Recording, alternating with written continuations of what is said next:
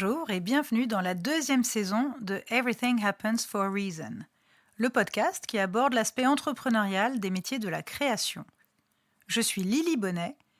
Entre coaching, mentorat et consulting, j'accompagne les créatifs dans leur positionnement et leur développement. Qu'ils soient entrepreneurs individuels ou entourés d'une équipe déjà constituée, ils font souvent face à des problématiques assez similaires. Ce qui m'anime, c'est de soutenir, booster, donner des clés pour grandir et faire grandir. Alors j'avais envie de leur donner la parole.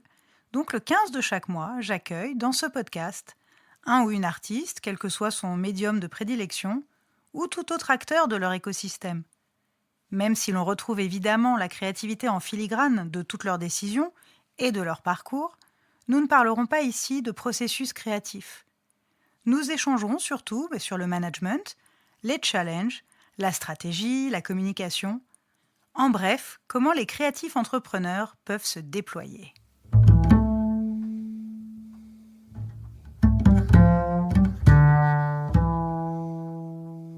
Tout comme son père, Jade Genin est chocolatière et chef d'entreprise.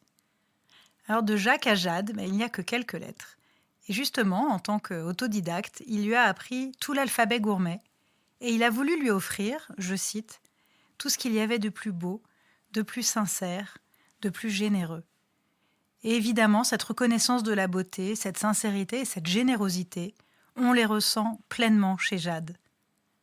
D'abord élève de sport-études en patinage artistique, avant d'être avocate d'affaires, elle n'avait pas prémédité sa reconversion dans le chocolat, même si elle y était évidemment prédestinée. Dans cet épisode, nous avons parlé de mindset, de rigueur, de communication et d'artisanat, bien sûr.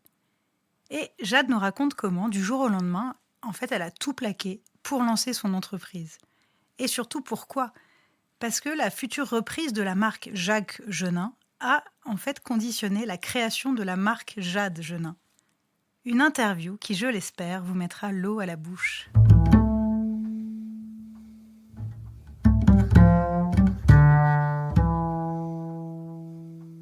Bonjour Jade. Bonjour. Comment vas-tu ? Ça va très bien. Alors, on est un lundi matin. Oui. J'aime bien toujours donner le cadre un peu de l'enregistrement, parce que la boutique est fermée le lundi. Oui. Et donc, c'est une journée où on peut être là sans que ça perturbe évidemment l'activité. L'atelier, donc, ne travaille pas non plus. Non, tout le monde est de repos le lundi. Voilà, sauf toi. Sauf moi, oui. Donc, on va décrire ce lieu juste après, parce qu'évidemment, il est incroyable. Et puis, il y a beaucoup de choses à dire dessus. Mais avant de commencer, j'aimerais te poser la question signature de ce podcast. Oui. Comme tu le sais, donc, le titre, c'est « Everything happens for a reason ». Et j'aimerais savoir ce que ça évoque pour toi. Ça évoque pour moi une phrase qui permet, je pense, de ne pas se laisser dominer par les mauvais résultats, les mauvaises actions qu'on peut subir dans sa vie. Et ça permet justement de passer à autre chose. En plus, moi, je ne suis pas quelqu'un qui aime beaucoup m'appesantir sur ce qui ne va pas. Et du coup, je trouve ça bien d'avoir un mantra qui te permet d'évoluer rapidement, de ne pas stagner dans une phase pas ouf. Et toi, tu as un mantra ? Ouais, moi j'en ai un. j'en ai plusieurs, mais alors celui qui m'est personnel, c'est parce qu'avant je faisais du patinage artistique. Ben oui. Et j'avais donc en sport-études, donc de manière assez intensive.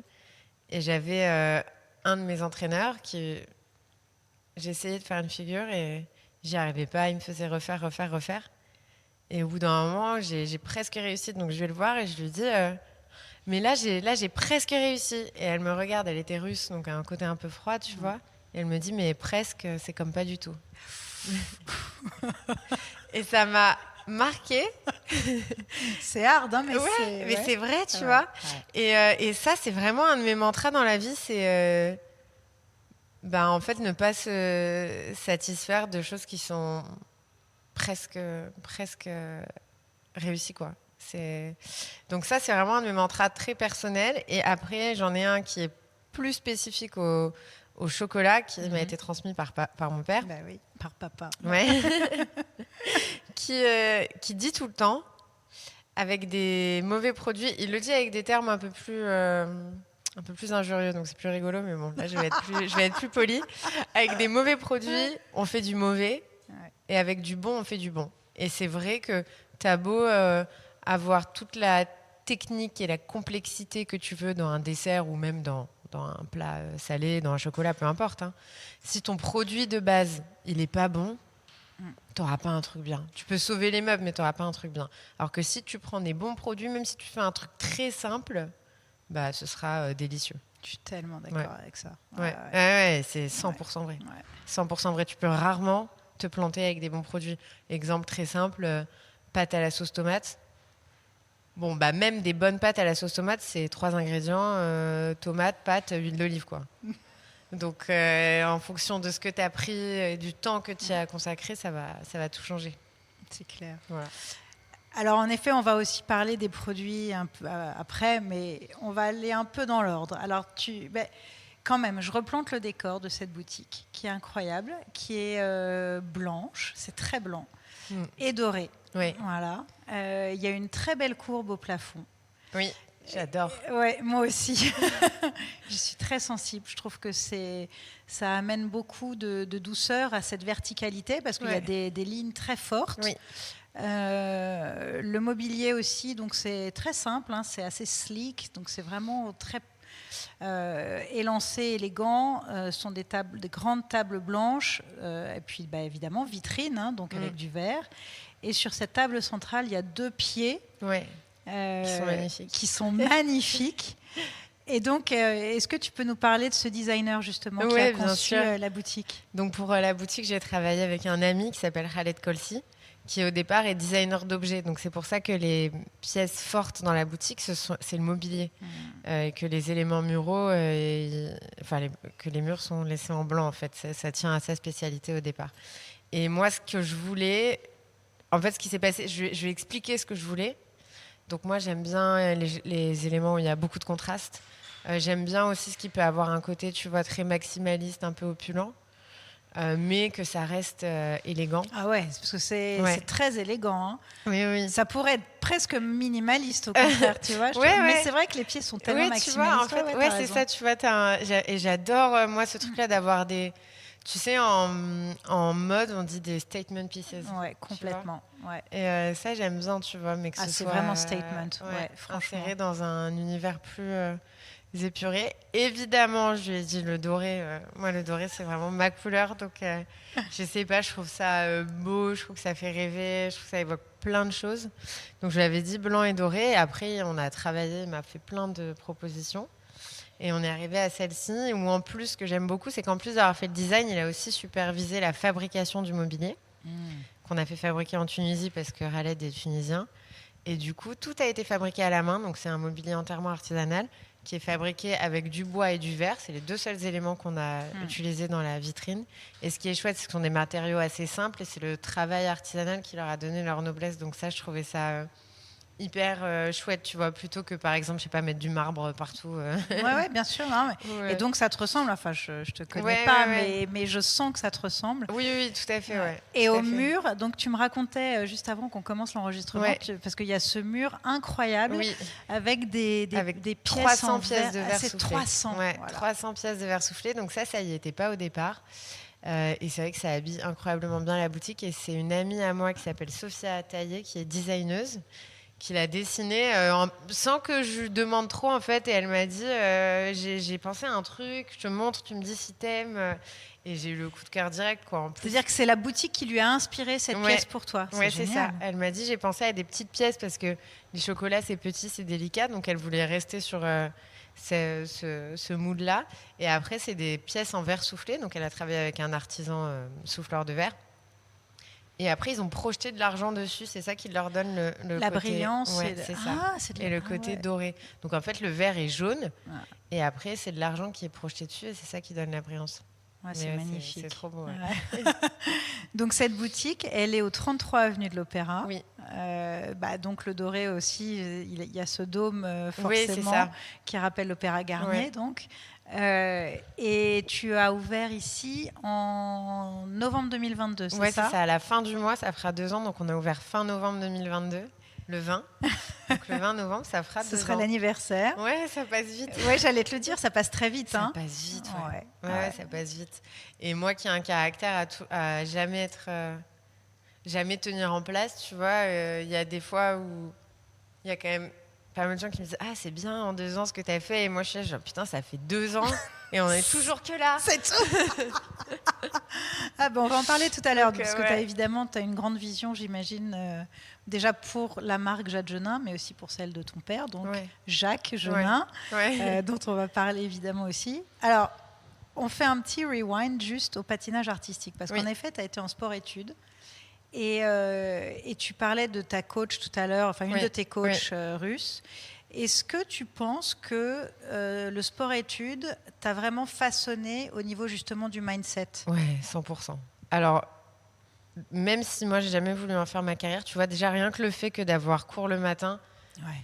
Seulement le matin? seulement le matin, et ton sport l'après-midi, déjà ça change tout parce que tu dois apprendre à t'organiser autrement, apprendre à être plus efficace, parce qu'en plus, au moins jusqu'au collège, les établissements de sport-études, ils te gardent pas si tu n'as pas des bons résultats. Donc tu peux pas être... Enfin, tu vois, tu es obligé quand même d'être assez assidu en cours. Contrairement à ce qu'on pourrait croire, tu vois. Non, mais c'est vrai. Et c'est la même chose pour les CHAM qui sont classe à horaire aménagée musique. Enfin, Ouais, maintenant, ouais, ça tout s'est à beaucoup fait. développé. Ouais. Et c'est la même chose. En effet, il y a vraiment une excellence. Oui, c'est ça. Ouais. Comme aux États-Unis, un peu avec les bourses. Avec les bourses, ouais. c'est ça. Souvent, les gens, ça, on n'en a pas conscience, mais on te laisse pas fusiller, tu vois.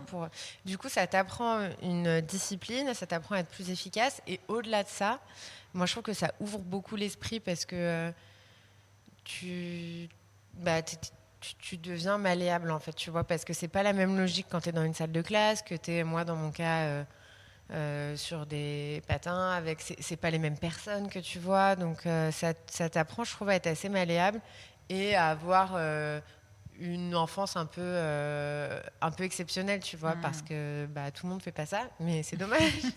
Je trouve qu'on devrait tous le faire. Mais c'est vrai, on en parle souvent des réformes du système éducatif, évidemment, mais on le sait, même il y a des voisins européens qui ont, tu vois, notamment la Scandinavie, l'Allemagne aussi, enfin il y a beaucoup moins d'heures de cours. Oui. Et surtout l'après-midi, c'est en général beaucoup plein air, sport, etc. Je trouve ça génial, surtout quand on a tellement le temps de travailler, de faire des études. Tu vois, moi, je trouve ça dommage de mettre la pression trop tôt, trop jeune. Enfin, ça dépend quelle forme de pression. Tu as eu de la pression quand même. C'est voilà. Ce que j'allais dire. Sport-études, mais donc tu as appris à la gérer peut-être grâce à ça aussi. Ouais, peut-être. C'est sûr que tu apprends à gérer une forme de pression, un petit peu un esprit acharné que tu es obligé d'apprendre. Alors, moi, pas esprit de compétition, parce que comme je voulais pas devenir pro. Que je sois 4e, 5e, 3e. Mais ça, c'est pas frustrant pour tes coachs? Non, parce que je pense que je m'impliquais quand même beaucoup. Donc ça, c'était pas... j'ai jamais eu de retour. Parce que l'objectif, en général, c'est ça, c'est de passer pro. Ouais. Mais toi, c'était quoi ton objectif, alors? C'était juste de kiffer? Ouais, c'est ça. Moi, je m'amusais. Et après, quand je fais quelque chose, je m'implique beaucoup dedans et je suis assez dedicated. Ou alors, je fais pas du tout. J'ai pas trop d'entre-deux. Tu veux pas faire presque. Mais ouais, non, c'est vrai en plus. J'ai pas trop d'entre-deux. Du coup, je pense qu'ils auraient été frustrés, tu vois, si j'étais pas sérieuse. Mais moi, c'est juste que du coup, j'étais impliquée, mais je visais pas le podium. Et tu savais déjà que tu voulais être avocate, ou ça a été... Non, j'ai voulu Comment t'es rentrée voilà. J'ai voulu faire 1000 choses. Mon premier métier que j'ai dit que je voulais faire à mes parents, c'était caissière. Ah on y est presque, hein. Parce que je me disais, c'est génial, tout cet argent qu'elles ont tous les jours, tu vois. Donc un peu vénale, mais c'est pas... Bon, j'avais dit ça à ma mère qui du coup m'avait expliqué que non. C'était pas pour elle. Voilà. Ouais. Mais au début, je voulais faire ça. Après, je sais pas, j'ai dû entendre un dîner d'adulte pendant jusqu'à ma 3e. Je voulais faire Polytechnique Helena. Aucune idée de ce que c'était. Un jour, ma marraine me dit, mais c'est quoi qu'est-ce qu'on fait quand on fait Polytechnique? Je savais même pas ce que c'était. Tu vois, j'avais dû l'entendre. Donc ça m'est vite passé. Et ensuite, moi, j'ai pas été élevée avec, alors que mon père est chocolatier, donc c'est rigolo, mais avec un gros champ des possibles sur qu'est-ce qu'on peut faire comme études, des choses comme ça. Donc moi, c'était école de commerce, école d'ingénieur, droit ou médecine, en gros. Ok. En gros, c'était ça. Du coup, je me disais, bon, bah, qu'est-ce que je préfère là-dedans? Et j'ai un peu choisi comme ça. Presque par dépit, quoi, en fait. Ouais, j'ai pas. C'était Et bon. puis j'avais l'impression, le droit, ce qui m'attirait et qui m'a beaucoup plu quand je l'ai fait, c'est que en fait, c'est lié un peu à tous les domaines de notre société. Donc en fait, tu peux un peu aller où tu veux. Et j'avais l'impression que ça me laissait plus le temps de choisir vers où je voulais m'orienter. Après, mais c'est Ouais, exactement pour ça que moi j'ai fait du droit aussi. ouais, Je me suis dit bon bah de toute façon ça me servira toujours ouais. et puis je verrai après. Ouais, c'est ça, tu vois, tu Ouais. peux. Donc au début, j'ai fait comme ça, et puis j'ai adoré. Je trouvais ça hyper intéressant. J'ai adoré le système de la fac, qui me correspondait beaucoup plus que le système scolaire classique. Parce que je suis une bosseuse, tu vois, mais j'aime pas qu'on m'impose des méthodes et des façons de faire. Et du coup, à la fac, je bossais énormément, mais au moins, je pouvais faire à ma façon, tu vois, et ça me réussissait beaucoup plus. Peut-être que tu as eu cette facilité de t'adapter au système universitaire grâce au sport-études. Ouais, Parce que peut-être. souvent, c'est un peu le contraire. Ouais, Quand on a eu des études, tu vois, voilà, primaire ouais, et lycée, enfin, collège-lycée, très cadrées, ce qui a été par exemple ouais. mon cas, et après de débarquer à la fac, alors moi la première année c'était ouh, ça y est, c'est la fête. J'ai évidemment redoublé ma première année parce que ça y est, c'était la liberté, j'avais mon appart et tout, c'était la top, Ouais, tu vois. ouais. Donc en fait, même si je savais que je pouvais m'adapter, mais juste j'avais besoin de tout faire péter. Ouais, je comprends. Et donc toi, ça a peut-être été justement, bon bah enfin je gagne en liberté, tu vois, c'est intéressant de Oui, voir aussi selon ton parcours comment ça a pu complètement résonner ouais, avec ouais. tes besoins et envies de l'époque et que et que tu t'es mise Bah, à... et puis c'est vrai que quand tu fais sport-études, tu vois, bon, bien sûr, on a des coachs qui s'occupent de nous et tout, mais tu dois aussi un peu faire certaines choses par en toi-même, tu vois. autonomie, beaucoup, Ouais. bah, bien sûr. Et du coup, j'ai jamais eu de problème à bosser toute seule. Donc ça, c'est vrai que ça peut aider. Moi, j'ai adoré la fac. Et même quand j'ai passé le barreau, donc moi, j'ai passé en master 1, très souvent, les gens, ils s'inscrivent à des prépas pour le faire. Moi, j'ai acheté des livres, je l'ai fait chez moi et ça s'est très bien passé, tu vois. Mais il Bravo, faut... hein, parce Ouais, que il y en a qui le passent plusieurs fois aussi, ouais, le ouais, barreau. ouais. Hein. Ouais. Non, écoute, moi, ça va. Je l'ai eu du premier coup, mais vraiment, même au début, quand j'ai pas fait de prépa, ma mère, elle m'a dit, mais qu'est-ce que tu fais? J'ai dit, t'inquiète. Et donc, tu as Et puis, intégré c'est un bien cabinet, passé. droit des affaires, hein, je Ouais, crois. c'est ça, Ouais. droit des affaires. Ben, à ce moment-là, pareil, je savais pas trop quelle. Alors moi, j'ai fait une formation particulière qui s'appelle un magistère, qui fait que jusqu'au master 2, tu fais du droit privé, public et international. Eh oui, parce que sinon, normalement, à la Ouais, licence, on choisit privé ou public. Enfin, ouais. maintenant, c'est plus la licence, pardon, mais Ah bon? je crois que non, je crois que Oh, malheur. on parle plus de licence Ah ouais? maintenant. Je Non, savais même pas. tu Ok. rentres direct en. Ouais, ouais, je suis vieille. Mais déjà, moi, j'ai eu le DUG, t'imagines? Le Oh, DUG ah, il n'y n'existe a plus plus non de plus. licence. Non. Ok. Non, je crois que tu es direct en master, justement.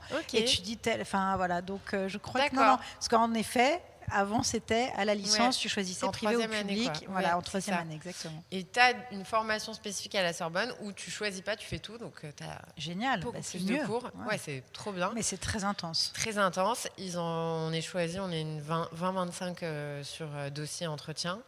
Donc moi j'avais fait ça. Et du coup je suis arrivée en master 2, je me suis dit, je sais toujours pas trop quoi faire.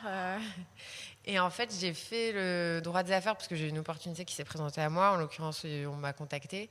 Et comme quoi on est toujours mal informé je trouve sur les choix qui existent. Mais en gros le droit des affaires, moi particulièrement j'ai fait fusion-acquisition, c'est réputé pour être la voie la plus... Enfin, les Lucrative. meilleurs font ça, mais même pas. On te dit, c'est les meilleurs qui vont Ouais. là-bas. Mais oui, effectivement, c'est parce que c'est la plus lucrative, tu vois. Donc j'ai un peu fait ça en me disant, bon, bah, allez, go. Hein. C'est là qu'il y a le plus d'argent dans la Ouais. caisse. Et bon, ça, j'étais dans un cabinet incroyable, dossier incroyable. Si c'était à refaire, tu vois, je referais du droit, c'est sûr. Peut-être que je referais pas du droit des affaires, à voir. Ok. Parce que ça manque de... Quand je parle social, je parle pas de... Tu vois, t'es pas non plus obligé de faire de l'ultra social, mais ça manque d'humain, en fait. ce que j'aimais bien quand même dans le droit. Mais bon, c'était chouette. J'ai une super formation, super cabinet, où j'ai rencontré des gens incroyables. T'es quand même entouré de gens qui sont brillants et qui sont bosseurs. Et du coup, c'est quand même assez inspirant. Donc, c'était chouette. Et j'ai fait pendant 2 ans. Et après, en fait, pendant très longtemps, j'ai pas dissocié le chocolat et mon père. Ah, Tu vois. oui. Donc, en fait, l'amour Forcément. que j'avais pour le chocolat, pour moi, était lié à mon père. Ah oui, donc je comprends. Donc peut-être pas un amour réel, complet pour le chocolat, parce que tu pensais qu'il était tellement teinté de ton amour. C'est ça, je l'avais même pas dissocié. Ok, tu c'est vois. intéressant. Et en fait, et du coup, souvent, j'allais des papas, je sais pas, pendant les grosses périodes, parce que le chocolat, c'est très saisonnnier. Donc, Noël et Pâques, tu as toujours besoin d'un coup de main. Bien sûr.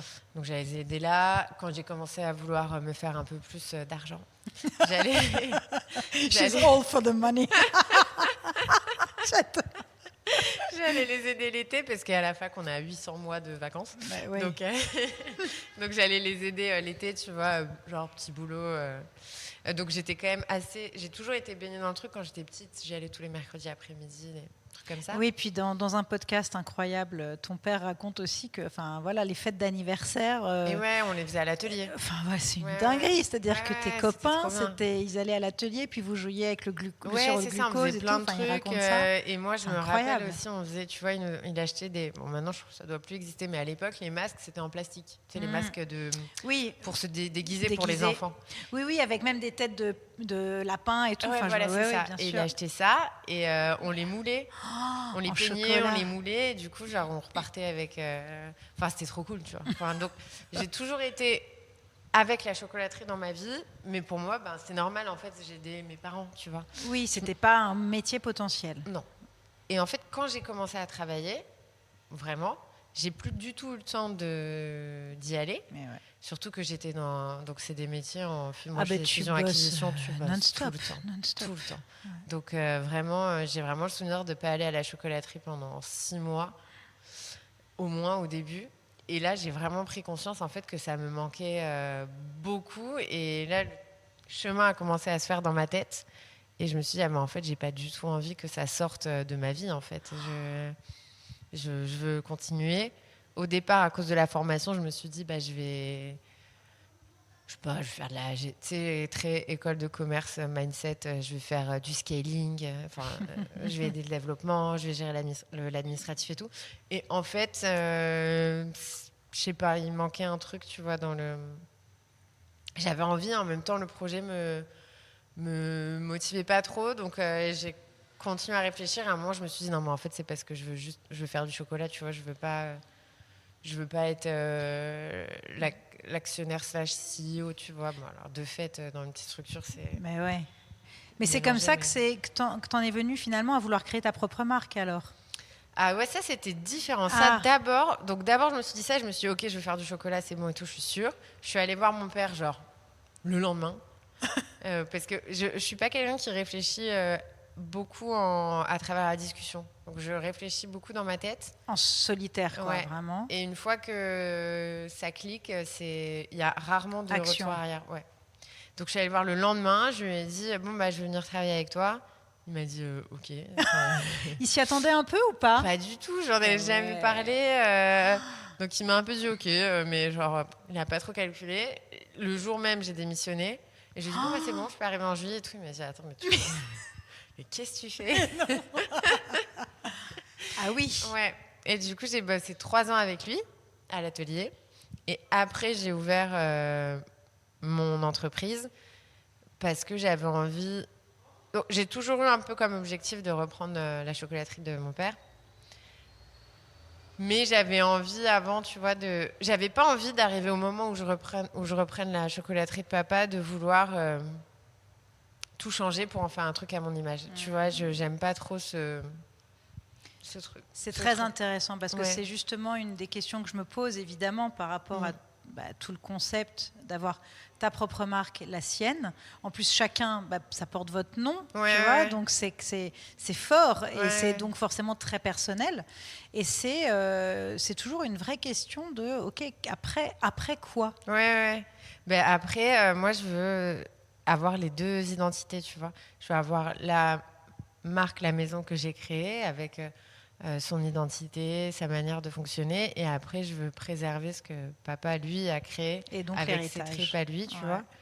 Et en plus, on a bien sûr un lien de filiation dans la manière dont on travaille, tu vois. Mais on a chacun son identité. Et je trouve ça beaucoup plus chouette de garder les deux identités distinctes. Alors, ouais, dans les identités, donc moi je connaissais déjà évidemment, Mm. je te l'ai dit, ton père, alors pas personnellement, mais son Ouais. talent. Pour moi, je te l'ai dit tout à l'heure, le meilleur Paris-Brest sur Terre. Et, Meilleure galette aussi, je sais pas si tu l'as. et je l'ai jamais goûté. Ah, Ah, mais sacrilège. ça, Ouais, bah, c'est. janvier prochain, Waouh, il promis. faut, ouais. Donc, mais le Paris-Brest, mais tout, et puis c'est caramel, c'est pâte de Ouais, fruits, etc. Et j'avoue que les chocolats, je les ai jamais goûtés. Tu vois, ouais, c'est intéressant ouais, pour moi. J'associe vraiment Jacques Genin au Paris-Brest et au gâteau ouais, en général et les pâtes de fruits, les caramels. Et donc, toi, tu as, je trouve quand même, oui, vous avez chacun votre identité, mais je trouve qu'on retrouve déjà la ligne. ouais, C'est-à-dire carrément. qu'il y a quelque chose de très architectural dans vos Ouais, créations. ouais, Vraiment, hein, c'est intéressant. Donc ça, c'est la première chose. Dans la couleur aussi, finalement, ouais. tu vois, que vous apportez, etc. Après, évidemment, tu ne fais pas de gâteau. Bon, tu as ton fondant au chocolat qui est incroyable aussi. Mais c'est vrai que tu te démarques avec la modernité et ta contemporanéité, c'est-à-dire que Ouais, tu fais des produits sans beurre ouais, et sans crème. et sans crème, Ouais, donc vegan. ouais, ouais. Bah, on utilise Alors, du enfin, chocolat au lait. oui, c'est vrai. Mais ce Mais qui est à base de chocolat noir, ouais, tout à voilà. fait. Végétal, ouais. Ouais, ouais. Voilà. Et donc ça, c'était un choix parce que toi-même, tu n'en manges pas ou est-ce que Non, c'était... c'est vraiment 100% gustatif. Ok, Je trouve que la crème et le beurre, ça agit comme ça des alourdit. diluants, Ah, ouais, ouais. tu vois. Et du coup, moi, j'aime bien ce qui est vif, tonique, et en même temps très épuré. Et je voulais retrouver quelque chose de plus pur dans mes chocolats. Et tu vois, par exemple, si tu as un jus de citron et que tu mets de la crème dedans, bah, ça va complètement transformer le jus de citron. Donc j'ai appliqué ce raisonnement au chocolat. Et je voulais travailler sans crème, sans beurre, mais du coup aussi sans substitut végétal, c'est-à-dire que j'utilise pas Oui, de de lait de pâte de soja, de lait soja, voilà. d'amande, de choses comme ça. Je me concentre vraiment sur les produits. Donc ça veut dire quoi? Ça veut dire que si je fais une ganache au citron, j'utilise que du jus de citron et du chocolat. Mais en général, mes chocolats, ils ont deux, trois ingrédients. Donc pour celui au citron, en l'occurrence, on va avoir ça. Du sirop diacone, c'est une tubercule. Et on travaille ça en réduction. Et ça apporte quoi ce sirop de yacon? Ça va lier souvent, ou Donc un alors peu en épais, l'occurrence ouais, avec le citron. C'est parce que si je mets que du citron au chocolat, c'est très acide. très acide. Ouais, Ouais. très acide. Ok. Et le sirop diacone, ça ressemble à du sirop d'érable, mais beaucoup, beaucoup, beaucoup, beaucoup moins sucré. Ok. Et c'est un sucre non raffiné, comme le sirop d'érable. Enfin, il peut l'être, mais il peut être non traité. Là, avec le citron en particulier, c'est parce que sinon c'est trop acide.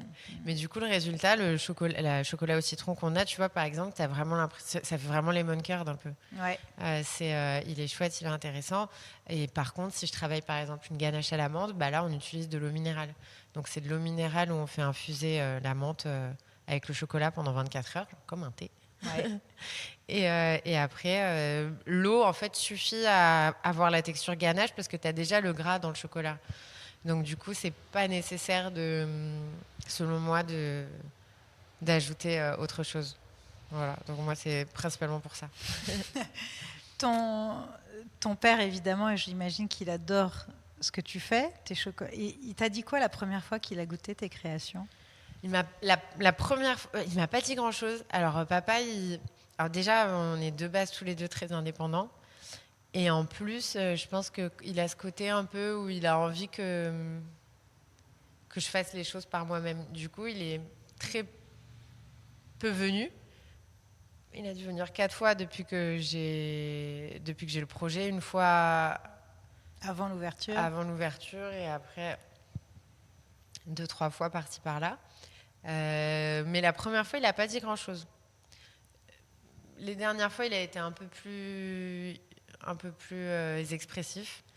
Mais non, je crois il est fier là. Il est très fier, on le sent. Ouais. Alors, on y reviendra un peu après aussi à la communication, mais vous avez récemment publié sur vos comptes respectifs sur Instagram une vidéo, une interview courte, où justement, vous parlez de un peu la suite. Ouais. Et lui, il dit, mais de toute façon, moi, j'ai déjà écrit mon histoire, Ouais. et maintenant, c'est Jade qui va écrire la suite. Je Ouais, trouve que c'est c'est vrai. magnifique. Et Ouais, quand ouais. il le dit, moi, je te dis tout à l'heure, j'étais hyper émue. De toute façon, ton père est quelqu'un de très émouvant Oui. quand on l'écoute. Ouais, Hein. ouais, carrément. Vraiment, on va évidemment pas parler de son histoire ici, ça n'est pas du tout le sujet, mais on sent que c'est un homme qui a une relation à l'humain assez particulière, et pour lui, Ouais. c'est tellement fondateur finalement de créer du lien. Ouais, ouais, bah c'est un écorché vif, mon père, tu vois. Donc, il a ce côté un peu toujours à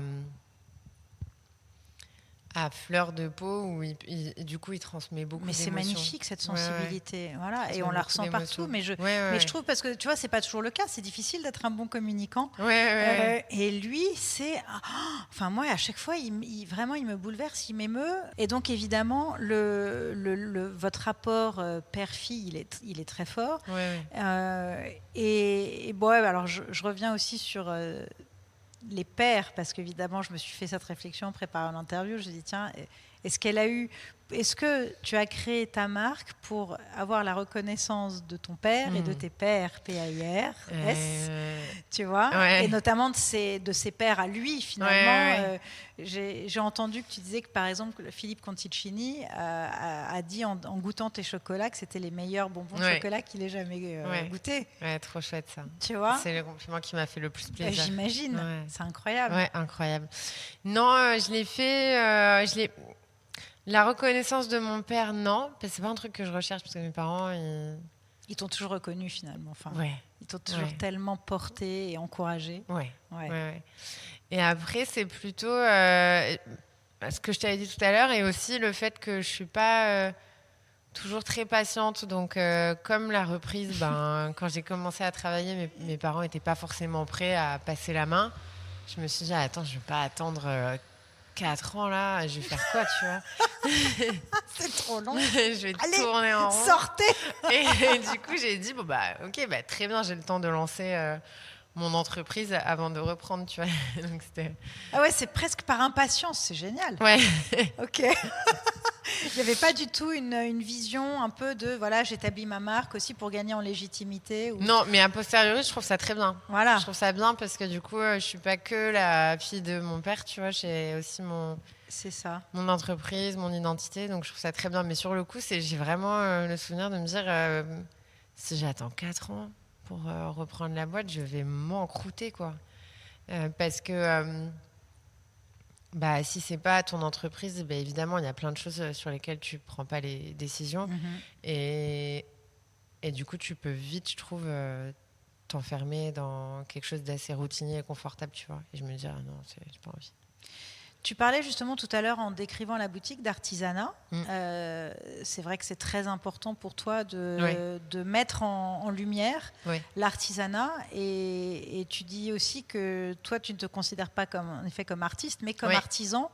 Vraiment, c'est cette part à la matière, finalement, au produit, de la mettre en lumière, de la mettre en exergue, la sublimer finalement, la matière.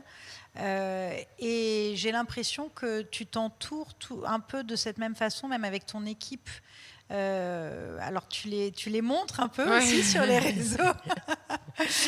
J'ai l'impression que vous êtes vraiment une team. C'est très soudé. C'est très soudé. Déjà, on est une petite équipe. Donc, ça aide à tisser des liens. Ensuite, j'ai eu la chance vraiment j'ai vraiment des perles dans mon équipe. Donc, c'est trop chouette. Donc, tu as combien de personnes là, en actuellement? tout, on est 10. En Quand tout, même, on est 10. Vente en 2 ans. Vente et fabrication. J'ai pas que des temps pleins. Donc, oui, voilà, bien sûr. Oui, c'est normal. Mais ça fait 10 personnes, quoi. Franchement, tout le monde est... c'est que des bonnes personnes, tu vois. Donc c'est hyper agréable. Moi, particulièrement dans le travail, je suis quelqu'un de très bienveillante d'une part, et d'autre part, je leur laisse beaucoup d'autonomie. Donc ça, Enfin, d'autonomie. Ouais. D'indépendance. Ils vont Non, peut-être mais... dire le contraire. Non, mais en tout cas, c'est-à-dire que je suis toujours là. Je suis toujours T'es pas dans le présente. micromanagement, quoi. Non, T'es c'est pas ça. là à checker tout ce qu'ils font, Non. être derrière le dos. Non. Tu vérifies a posteriori, Ouais, mais exactement. tu donnes les clés. Voilà, donc, exactement. Je vérifie tout après, Ouais. mais je préfère déjà parce que je sais que c'est beaucoup plus agréable. Je n'ai pas toujours été chef d'entreprise, donc je sais que c'est beaucoup plus agréable Et ouais. de pouvoir gérer son travail un peu à sa façon. Je sais qu'on a tous des façons différentes de le faire. Donc ça, j'essaie de leur donner assez de liberté, ce qui ne m'empêche pas, par ailleurs, d'être assez exigeante sur le résultat, mais toujours avec, tu vois, une envie de partage aussi, c'est hyper important. Donc on est assez proches, et particulièrement, moi, j'ai ma sous-chef qui est là, vraiment pilier pour moi, qui s'appelle Emma. Et qui, enfin, vraiment, il y a des fois où je lui dis, en vrai, si tu pars, je ferme. Mais je comprends. Moi qui travaille avec beaucoup de créateurs au sens large, les piliers, ça peut faire peur, en effet, un éventuel départ, parce que tu te dis, mais comment je vais faire sans eux? Alors, carrément. je te rassure, tu y arriveras toujours. Oui, je sais. Et voilà, mais parfois, tu te dis genre... mais je comprends, bien sûr. Ouais. Ouais, évidemment. Et tu parlais d'exigence, mais j'imagine qu'il la partage, cette exigence, sinon il ne serait pas dans ton équipe. Oui, mais déjà, ils sont jeunes. Ouais. Tu vois, c'est des boulots où ils sont jeunes. À part moi, ils vont de 17 à 23 ans. Ah ouais. Enfin, toi, tu es jeune aussi. Hein. Et ouais, mais du coup, à côté, je suis vraiment une daronne. Du coup, et du coup, déjà, l'exigence et la rigueur, je trouve que ça s'apprend avec l'âge. Il n'y a pas de...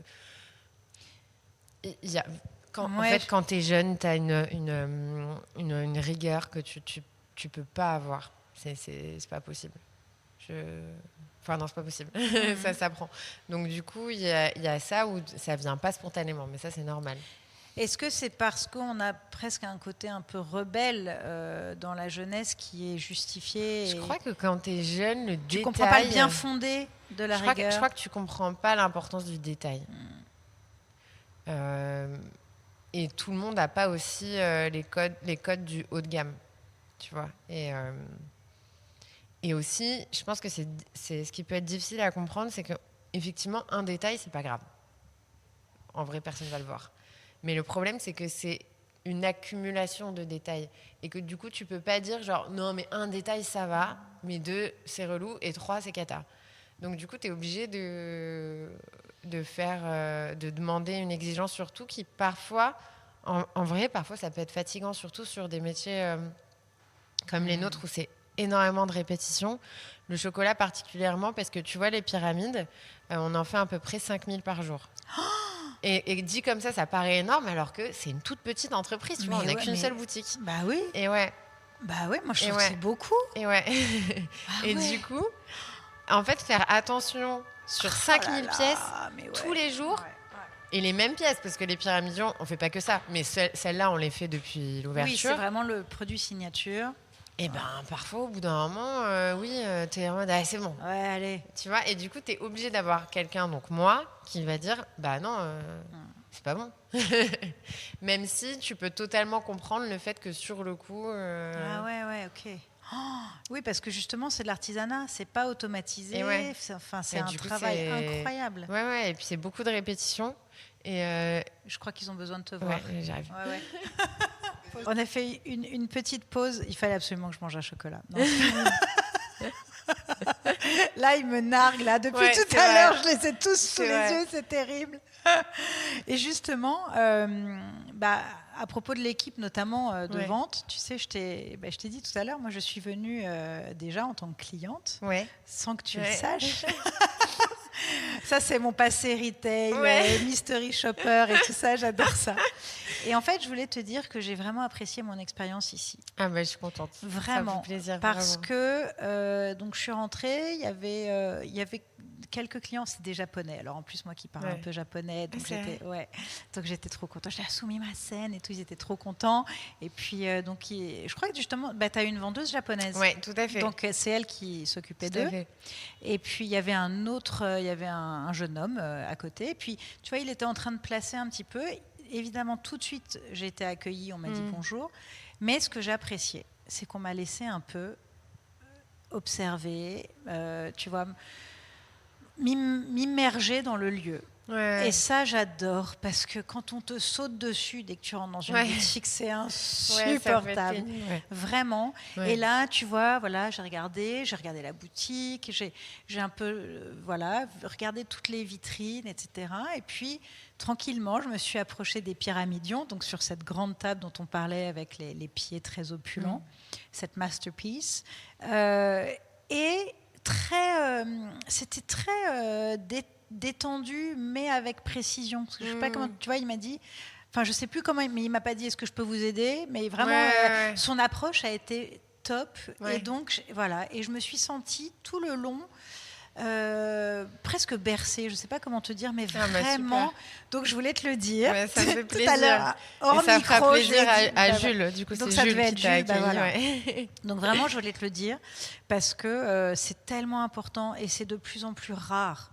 Et je suis bien placée pour savoir à quel point aussi trouver et former. C'est très dur. Les équipes, notamment comme dur. Ça, qui sont au service, que ce soit de la vente de détails comme ça, mais même un accueil téléphonique, tu vois, dans une agence d'archi comme j'ai pu le faire. Tu vois, enfin, n'importe quoi dès lors que tu es au service. C'est très dur. C'est très dur. Le retail, c'est un métier très dur. Très. Des deux côtés, du côté client, parce que quand même, tu as souvent c'est normal, les clients sont assez exigeants et du coup, c'est vraiment un métier, je trouve, où tu n'as pas le droit à l'erreur. C'est rare, tu vois, par exemple, même en fabrication. Alors, bien sûr, le chocolat, quand il arrive au client, il faut qu'il arrive bien, tu vois. Et ils sont aussi... mais tu as la possibilité de rattraper sans que le client voit si tu as fait une boulette, tu vois. Oui, parce qu'ici, je ne l'ai pas dit tout à l'heure, mais en fait, on est dans la boutique atelier. Et les deux se répondent. Tu as vraiment voulu le lieu traversant et parfois, tu es là. En fait, tu jettes un coup d'œil quand tu es à l'atelier. Tu es au contact du client, c'est génial. Tu peux mieux gérer tes deux équipes. C'est que des avantages pour moi. Mais le retail, tu n'as pas de répit. Ouais.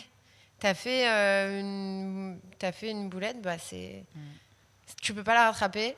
Et plus, c'est cata parce que tu es directement en contact au client. Donc, c'est pas facile. Je pense qu'en plus, on leur demande toujours beaucoup. Moi, je sais que même parfois, je suis pas avec eux en vente puisque je suis dans l'atelier toute la journée. Et parfois, je leur dis un truc. Et probablement que, sans doute, ils l'avaient vu, mais que pour X ou Y raison que moi, j'ai pas vu... Ils n'ont pas eu le temps, donc tu as d'un côté la pression des clients, d'un côté la pression de tes supérieurs. Je trouve que c'est hyper dur. Et en plus, souvent, on ne travaille pas... Alors, ça n'empêche pas qu'il y ait des gens top, mais c'est rarement des gens qui sont là par passion. Tu vois.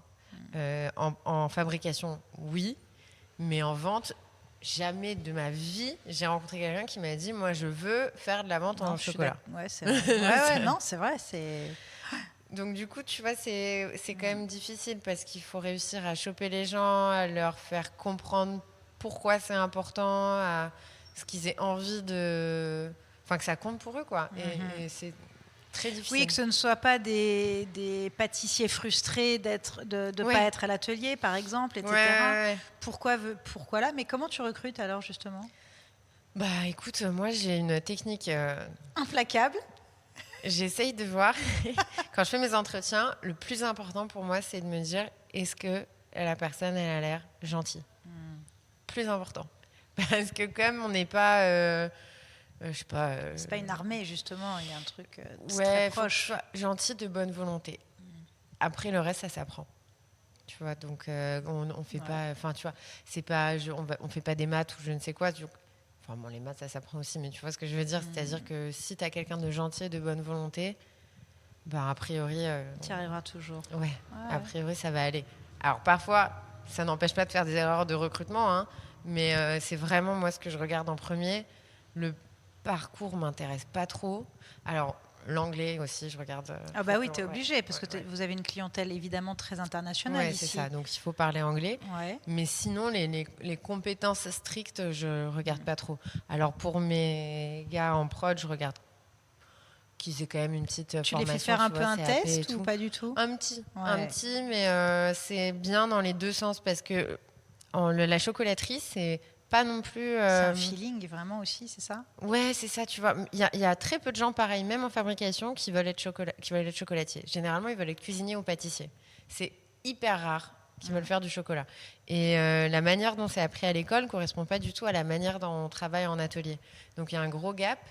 Et souvent, ils ne se rendent pas forcément compte. Donc, j'ai eu, tu vois, des cas de gens qui ont postulé parce qu'ils adoraient ce qu'on faisait, ils adoraient les produits. Et quand on a fait la journée d'essai, ça s'est très bien passé, mais c'est eux qui m'ont dit, en fait, Non, je me sens non, pas. c'est trop de... Parce que la chocolaterie, c'est pas du tout le même rythme que la pâtisserie ou que la cuisine. Déjà, c'est très minutieux, tu vois, c'est très minutieux. Et...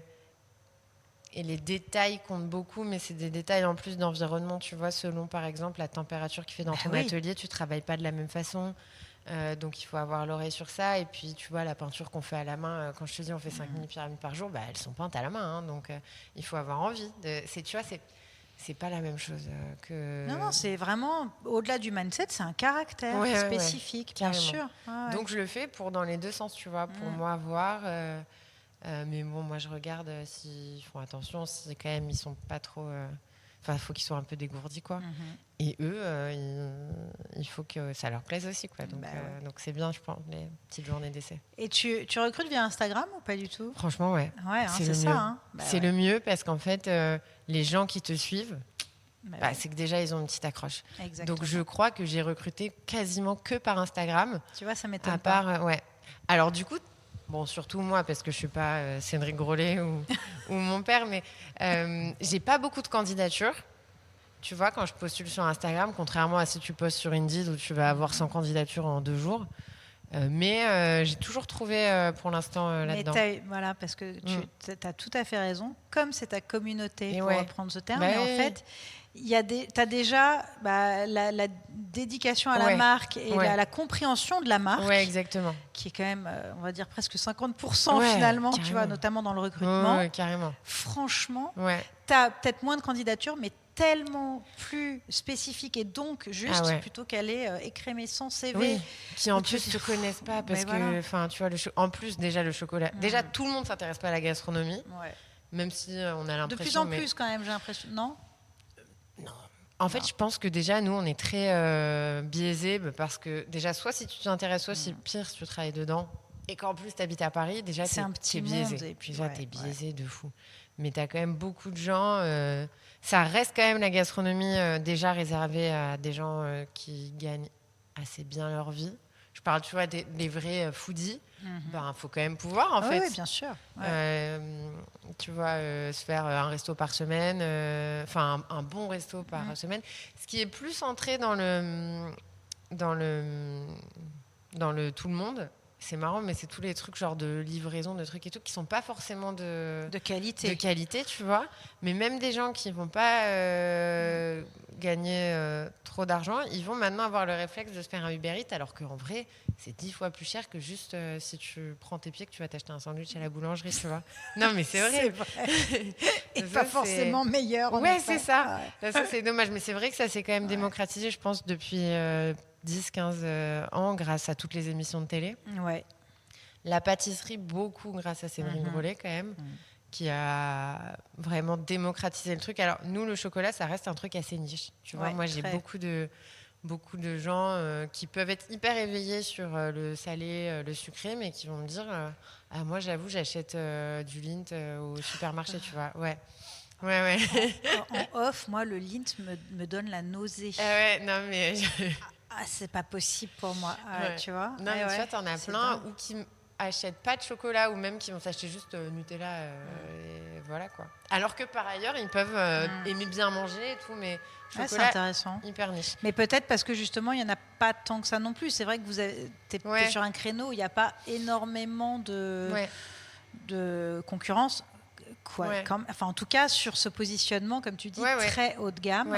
avec, on le disait en préambule, mais des produits, une attention aux produits incroyables. Ouais. T'en parles, tu fais pas mal de vidéos sur Insta, etc. Oui. Notamment, tu parles évidemment des noisettes du Piémont, Ouais. des pistaches de Brandt. Ouais. Voilà, c'est-à-dire que pour toi, le sourcing, évidemment, c'est primordial. C'est primordial. Ouais. Ouais. Surtout en chocolaterie, on n'a pas beaucoup d'ingrédients, tu vois. T'as pas. C'est ça.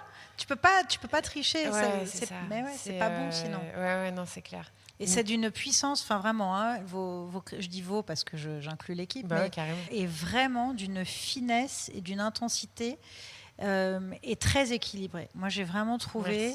Je peux pas te dire lesquels étaient mes préférés parce que j'ai tellement tout aimé. J'ai pas goûté je crois que c'est ça que je vais emporter aujourd'hui, les carrés de pâte à tartiner aussi. Ça, je suis sûre que mon fils va adorer. Mais incroyable. Et tu parlais tout à l'heure de ce que le beurre ou la crème ajoute, en fait, plutôt viennent masquer. Ouais.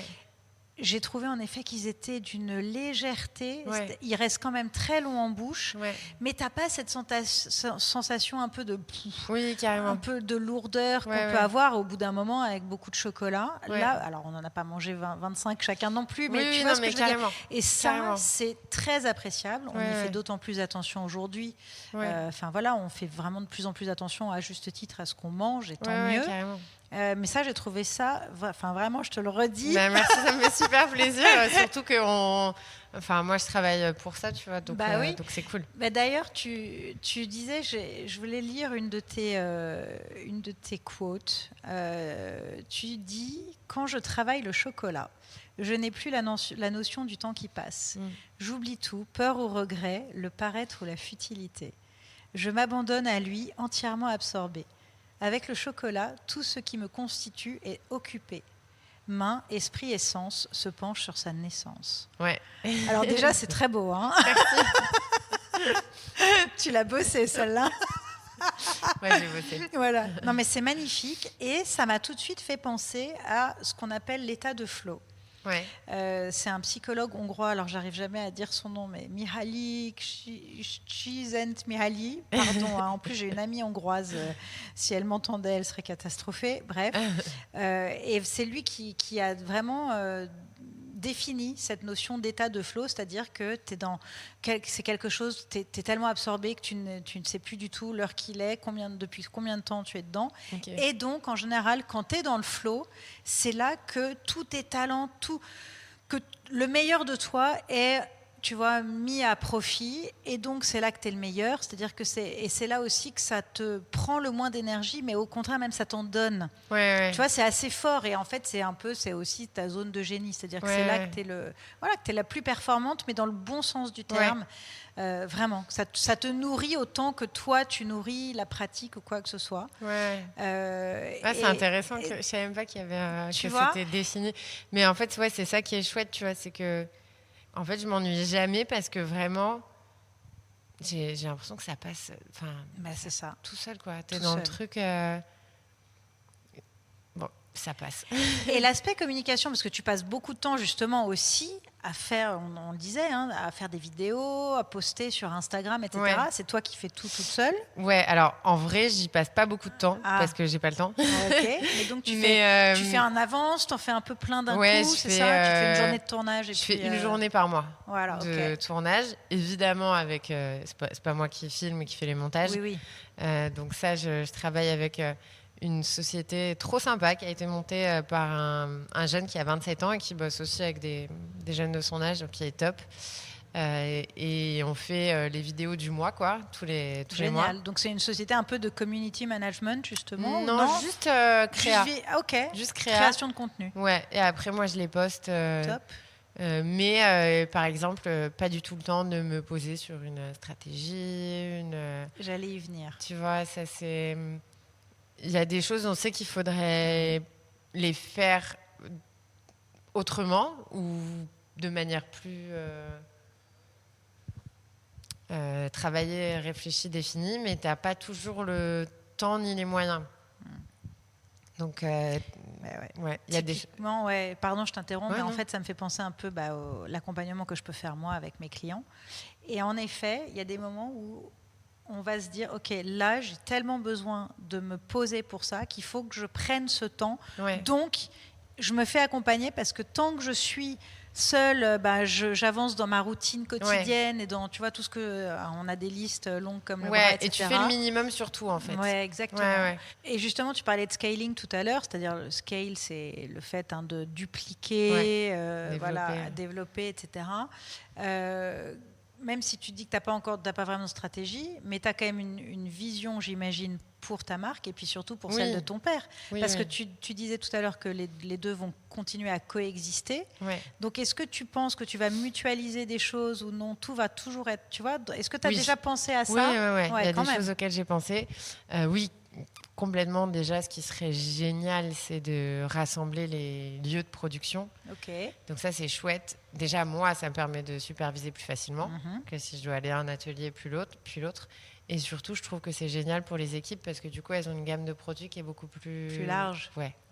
Du coup, c'est cool pour eux, tu vois. Surtout que moi, je travaille pas en spécialité. Très souvent, dans l'alimentaire, c'est découpé en spécialité. Je sais pas, par exemple, en restaurant, il y a quelqu'un qui va être en cuisson, quelqu'un qui va être aux sauces, quelqu'un qui va être au dressage. Restaurants, ils sont un peu obligés parce que... Oui, tu as des postes. Ouais. Là, la même personne peut faire toute tout. La chaîne du... Ok, oui, c'est intéressant. Elle fait tout. Pas forcément le même jour, tu vois, mais je les fais toujours tourner. Donc, et ça, je trouve ça bien. Top. Et chez mon père, quand je m'occupais de l'équipe, je faisais pareil. Et du coup, s'ils ont une grosse gamme, c'est encore mieux, tu vois, parce que... Comme ça, il y a moins justement de lassitude possible. C'est pas forcément le plus efficace en termes de temps, d'efficacité des employés, tu vois, parce que point de vue entreprise, c'est beaucoup plus simple d'avoir quelqu'un que tu mets que au caramel parce qu'après, il les fait les doigts dans le nez, tu vois. Donc, il est rapide, il fait vite, il n'en rate pas. Mais sur le long terme, je pense que c'est cool pour les employés. Et sur le long terme, en vrai, c'est vachement pratique pour l'entreprise parce que tout le monde sait tout faire. Au bout d'un moment, s'il reste et assez puis, longtemps, il reste peut-être, voilà, et j'allais dire, il reste peut-être plus longtemps aussi. Ouais, carrément. Ce qu'on appelle la captation, tu vois, des équipes. C'est intéressant. Donc, ça, j'aimerais bien. Après, évidemment, rassembler certains fournisseurs. Il y a des fournisseurs qu'on a en commun avec papa, mais d'autres non. Donc, ça peut être chouette. Et voilà. Et vous aurez toujours évidemment les boutiques séparées, ça c'est la logique. Toi, tu as envie Au début, j'ai réfléchi à est-ce qu'on fusionne, Bah oui, c'est une vraie question évidemment. Mais en fait, je me suis dit non, parce qu'on a deux identités distinctes, que j'aime bien les deux identités, que j'aime bien les deux produits. Et en vrai, je trouve que les mélanger, du coup, ça abîme tout le monde, tu vois. Je pense que tu perds un peu tout le monde. Tu dilues les deux marques. Ouais, c'est ça. Donc, je pense que c'est mieux comme ça. Et puis, je pense que tu peux te permettre plus de liberté, mine de rien, avec Jade Genin. Ouais, carrément. Puisque c'est vraiment ta marque. Tu vois, je reviens toujours à Insta, mais par exemple, j'adore tu joues beaucoup avec l'intelligence artificielle, un peu à l'image de Jacques Mus. Tu vois, voilà, tu as fait les rames de métro en pyramidion. Moi, j'adore, je trouve ça génial. Parce qu'il y a beaucoup d'humour. Et tu es complètement dans ton époque aussi, évidemment. Donc, c'est top. Et j'imagine que ça, tu le ferais pas avec Jacques Genin. Oui, non. C'est effectivement pas le même créneau. Et c'est vrai que je me permets plus d'expérimentation. C'est ça. Chez moi, même sur le type de produits, tu vois, par exemple. Alors, sur les gammes permanentes, donc effectivement, on a un travail qui est assez original et tout, avec la forme des pyramides, des associations de saveurs qui sont assez spéciales et originales. La lavande, j'avais goûté la lavande. Elle est géniale, j'adore. Lavande, pignon de pain... génialissime, mais il est génialissime parce que c'est la fleur de lavande qu'on incorpore directement dans le chocolat, c'est pas l'huile essentielle. Non mais j'ai vu même, tu te filmes là, c'est incroyable, tu vois vraiment les fleurs de lavande dans le chocolat, c'est magique. C'est trop chouette et le parfum du coup est très délicat, tu vois, alors que les huiles essentielles, ça tabasse, c'est pas. Oui, puis c'est beaucoup plus naturel parce que justement c'est pas du tout synthétique, c'est complètement, c'est incroyable. J'ai aucun le seul produit transformé que j'utilise, c'est le chocolat. Le chocolat, évidemment, c'est un produit transformé. Mais évidemment, on le transforme de manière très responsable. Donc, moi, je travaille avec Xoco, qui est un agriculteur qui est situé au Honduras et Nicaragua. Je travaille en direct avec l'agriculteur, ce qui est extrêmement rare dans le monde du chocolat, où il y a 1 milliard d'intermédiaires. D'intermédiaires entre l'agriculteur, la personne qui achète les fèves, qui va les redistribuer. C'est ça. Et après, ça arrive chez le transformateur de fèves et après, il le revend au chocolatier. Enfin, c'est long. Et là, en l'occurrence, je suis en direct avec l'agriculteur qui transforme les fèves sur sa plantation. Donc, il fait tout le process et il m'envoie direct le chocolat. Donc, non seulement j'ai traçabilité, transparence incroyable, meilleure rémunération pour l'agriculteur. Donc, ça, c'est Donc chouette. c'est très éthique. Ouais, ça, c'est vraiment chouette. Et en plus, tu vois, moi, je veux travailler sans additifs dans le chocolat, sans arôme. Très souvent, au supermarché, si tu retournes la tablette, tu verras, il y a toujours écrit arôme dessus. Donc, ça va être arôme de vanille dans le chocolat noir pour masquer les défauts et arôme de caramel dans le chocolat au lait pour donner un côté plus gourmand. Donc, je voulais pas d'arôme et je voulais pas de sucre raffiné dans le chocolat. Donc ça, c'est chouette. Je me suis un peu égarée. Je sais plus où en aller. Non, mais c'est super. Tu parlais surtout de tes producteurs, de tous les artisans. Et oui, mais moi aussi, du coup, parce que je me laisse complètement. J'adore. Je me laisse voguer. On parlait des deux marques. Voilà. Bon, en tout cas, je veux garder les deux identités. C'est je parlais d'expérimentation. C'est ça. Au départ. Oui, parce que c'est ça. Ouais. Et je me permets plus de liberté, tu vois, même sur... par exemple, là, on a les collections de Noël. De Noël, dont j'ai vu les images. T'as vu ? Je vais les poster. Oh là là, c'est sublime. Mais tu vois, franchement, je les adore. Là, c'est de l'art, quand même, vraiment. Ouais, je me suis inspirée. En fait, ce qui est chouette, c'est qu'on a ces temps forts en chocolaterie, pas que Noël. Tu t'éclates. Ouais, où tu t'éclates.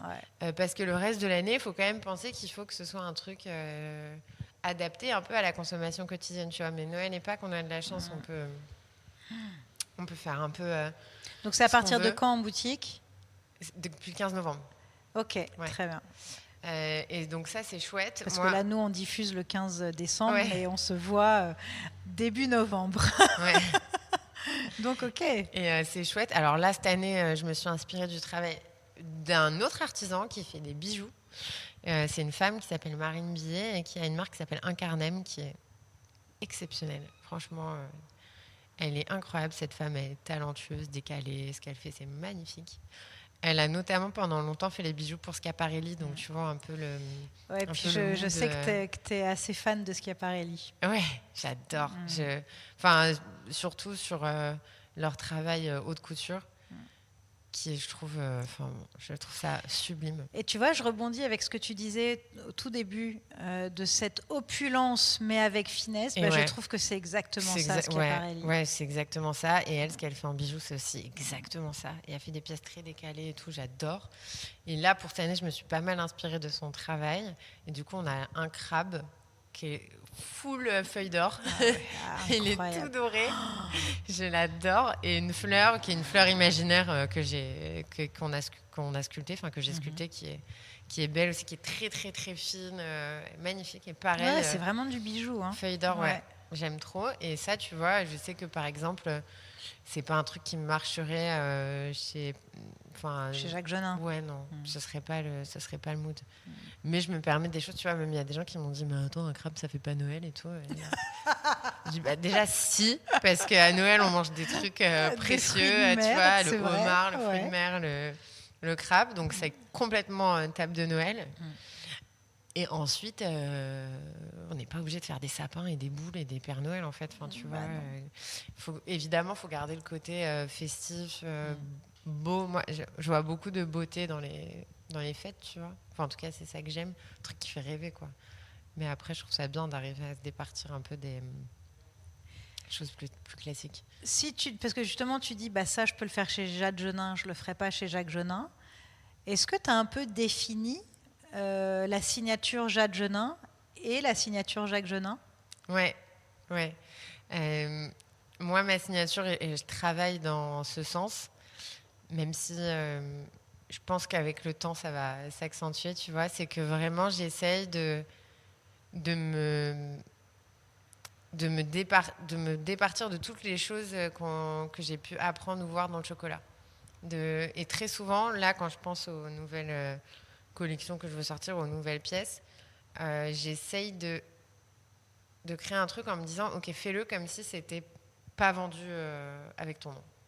Tu vois, comme ça, tu t'affranchis de tout jugement et de toute convenance. Ouais. Et ça, c'est pas mal, ça j'aime bien. Top. Ouais. Et à l'inverse, papa, Tu vois, papa, pour moi, si c'était une maison de couture, ce serait Dior. Tu vois, c'est l'artisanat, le savoir-faire français, l'excellence, le haut de gamme. Donc Et un certain classicisme. Ouais, c'est ça, mais le mieux. Tu vois, par exemple, on parlait de son Paris-Brest. Bah, son Paris-Brest, c'est un Paris-Brest à la noisette. Il a... Enfin, c'est un Paris-Brest classique, mais c'est le meilleur et le plus beau Mais oui. que tu trouveras, tu et vois. d'une générosité. Et oui, c'est ça, tu vois. Mais, il est haut comme ça. Et il est beau, tu vois, c'est ça il est beau, alors que Ouais. si tu le décris de manière... assez prosaïque. Ouais, et ben tu vas dire, c'est un Paris-Brest à la noisette. Enfin, tu vois, il est classique, mais en même temps, il n'y en a pas deux. C'est clair. Il n'y en a pas deux, en fait. Ouais. Que ce soit en termes de goût, que ce soit en visuel. Inégalé, ouais. Complètement. Et ça, je trouve que c'est vraiment ce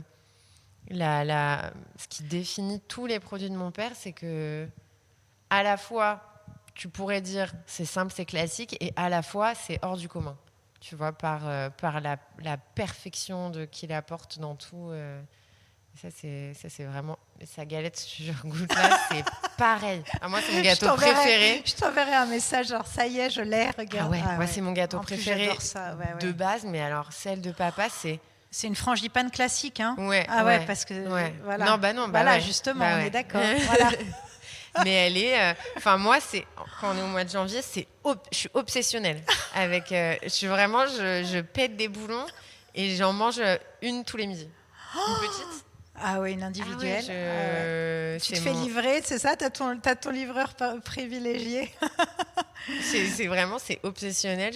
Et c'est donc ton père qui les fait, puisque tu me disais tout à l'heure qu'il fait tout, justement. Il les fait toutes. Et je me souviens aussi, je parlais du podcast tout à l'heure à Voix Nue, où il raconte même qu'une fois, une femme, je ne sais pas si c'est la femme ou c'est le mari, la femme était en plein travail, qu'elle allait accoucher et qu'elle rêvait du Saint-Honoré, et il lui a fait un Saint-Honoré, il est resté 2 heures un samedi soir, tu vois, il raconte ça, c'est incroyable, mais qui fait ça? T'as des choses touchantes. Mais aussi, c'est très touchant parce qu'il dit à quel point pour lui c'était incroyable de participer à ce moment unique dans la vie de ses... C'est trop chouette. C'est fabuleux, quoi. C'est vrai que nous, tu vois, quand on est dans notre atelier, parfois tu dis bon, on fait des gâteaux, on fait des chocolats, tu vois. Et quand en fait tu t'arrives parfois à mesurer l'impact que ça peut avoir chez une personne, en fait, t'es trop ému, tu vois, parce que tu t'y attends pas déjà. C'est beaucoup d'émotions. Déjà, en général, la cuisine, mais alors le chocolat, oui, parce que je crois que... il y a des gens qui n'aiment pas. Oui. J'en connais quelques-uns, mais c'est quand même... c'est assez rare, mais ça existe. Mais je crois quand même c'est le truc de l'enfance. Tu vois, c'est vrai. Et donc, on a tous tellement de souvenirs qui sont liés. Moi, j'ai des souvenirs de Pâques. Mais enfant, avec mes cousins, à chercher les œufs dans le jardin. C'est des souvenirs très forts. Des Noël aussi, évidemment, etc. Tu vois, des moments. Et comme tu dis, il y a le calendrier. Mais voilà, donc cette fameuse Madeleine de Proust. Le calendrier de l'Avent, ma passion. Et le calendrier de l'Avent, quoi. Tu vas en faire ma passion. Non, parce que, ça, c'est des considérations très... techniques, financières. Ouais, en fait, le problème, c'est que quand tu fais des petites séries, c'est pas du tout les rentable. packagings sont hors de prix, donc j'avais calculé, ça me faisait vendre un calendrier de l'Avent à 150 balles. Non, c'est pas possible. Non, mais tu vois, c'est intéressant ce que tu dis. Les limites aussi de ton business model aujourd'hui. Oui, mais carrément. c'est aujourd'hui. On te souhaite évidemment le développement, l'expansion que tu as certainement envisagé. Mais c'est une réalité. Il y a des choses que je préfère pas faire. Soit si c'est... du coup, parce que je suis obligée de faire un calendrier tout pourri. Soit si c'est pour le vendre 200 €, tu vois. Un prix prohibitif, non, ça... Donc, pas pour l'instant, mais j'adore. Et j'en achète. L'an dernier, j'en avais 5, je crois. J'aime trop. J'adore Noël en plus. Donc j'aime trop les calendriers de l'Avent. Et ensuite, janvier, bim, la galette. Passion. Non, mais c'est trop bien. Vraiment, non, mais vraiment, il faut goûter la galette. Promis. Tu m'as tellement donné envie, là. Bon, on arrive à la fin quand même si je pourrais continuer encore très longtemps parce que j'ai des questions de développement, mais ça viendra une autre. Peut-être qu'on en parlera ensemble, voilà, parce que j'ai des choses en tête. Mais en tout cas, voilà, je vais te demander sur quel mot tu as envie de terminer cet entretien aujourd'hui. Alors, je pense m'adresser aux gens qui ont une entreprise dans la gastronomie, parce que c'est ce que je connais. Je pense qu'il ne faut pas avoir peur parfois de poser son cerveau et d'y aller avec ce qu'on a dans le ventre. Parce que parfois, quand on réfléchit trop, on se perd. On se perd. Donc, et tu vois, ça me fait penser souvent, ma mère, elle me dit, et mes amis d'ailleurs, mais tu as l'air tellement sûre de toi. Enfin, c'est fou. Et je dis, en vrai, non. Mais de toute façon, j'ai pas le choix. Et si j'attends d'être sûre de moi pour faire la décision, j'ai toujours 10 trains de retard. Donc en fait, malheureusement, quand tu es entrepreneur, et que dans des business models un peu comme les nôtres, tu vois, il faut agir. Ouais, faut agir. Et parfois, ce sera pas la bonne solution. T'es obligé de prendre des risques. Donc, Mais finalement, tu dis malheureusement, mais je pense que c'est vraiment le propre de l'entrepreneur, c'est l'action. Oui. Ouais, c'est ça. Mais c'est pas donné à tout le monde, c'est vrai. Non, mais il faut y réfléchir avant, tu vois. Ouais. Moi, et je le comprends encore plus depuis que j'ai mon entreprise. En fait, vraiment, il faut vraiment avoir un mindset pour être entrepreneur. Et c'est pas du tout une question de courage. C'est pas ça du tout. Ni de bosseur, parce que tu as des gens qui sont hyper bosseurs, tu as des gens qui sont très courageux. Ma mère, par exemple, extrêmement bosseuse. Alors maintenant, elle travaille avec papa. Avant, elle était médecin, maintenant, elle travaille avec papa. Extrêmement bosseuse, très courageuse, mais c'est pas son mindset de base.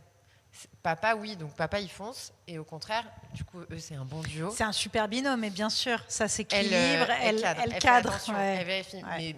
Mais toute seule, elle serait je sais pas, tu vois. Ah, mais bien sûr, ouais. Et c'est pas pour tout le monde, et c'est ok en fait. Et alors que c'est une bosseuse de fou, enfin, ça n'a rien à voir. Elle est brillante, plus intelligente que moi et mon père. Donc, tu vois, enfin, c'est même pas une question de ça, c'est juste une question que. Et d'ailleurs, je pense que certaines personnes sont trop intelligentes pour être entrepreneurs, parce que quand tu perçois trop vite tout ce qui peut mal se passer. Toute cette anticipation, c'est intéressant ce que tu dis. Ouais, non mais c'est vrai. Hein. Je pense que parfois du coup, ça peut trop intelligent, ça peut te bloquer. Ça peut. En tout cas, je pense que tu penses qu'il faut vraiment invoquer son intuition. Ouais, le ventre. Franchement, il faut y aller avec le ventre ou le cœur. Hein. Ça dépend le ventre, du moment. Carrément, en plus. Ouais. Non mais les tripes, tu vois. Genre, oui. Et puis bon. De toute façon, c'est pas parce qu'on utilise la tête qu'on fait la bonne décision quand même. Donc, non. Voilà. Génial, merci beaucoup. Merci, c'était cool. Merci.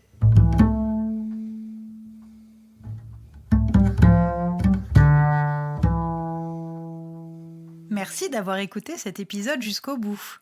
Si vous avez envie de prolonger la discussion, n'hésitez pas à me contacter par email lbm@lilybonnet.com, sur LinkedIn ou sur Instagram.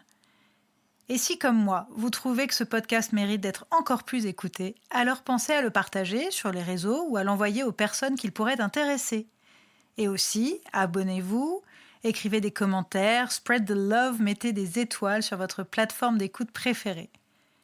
J'en profite pour remercier Philippe Drevet pour la composition de la musique originale de ce podcast et pour la réalisation de chaque épisode. On se retrouve le 15 du mois prochain. Et d'ici là, n'oubliez pas que everything happens for a reason.